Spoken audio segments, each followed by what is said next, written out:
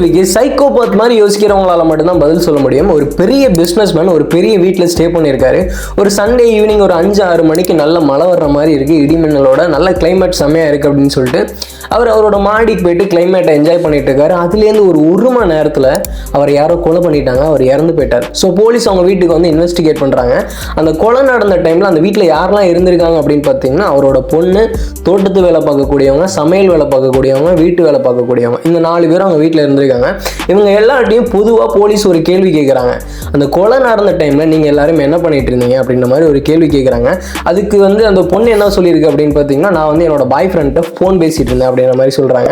தோட்டத்து வேலை பார்க்கக்கூடியவங்க நான் வந்து செடிக்கு நீர் பாய்ச்சிட்டு இருந்தேன் அப்படின்ற மாதிரி அவர் சொல்கிறாரு. சமையல் வேலை பார்க்கக்கூடியவங்க நான் சமைச்சிட்டு இருந்தேன் அப்படின்ற மாதிரி சொல்கிறாங்க.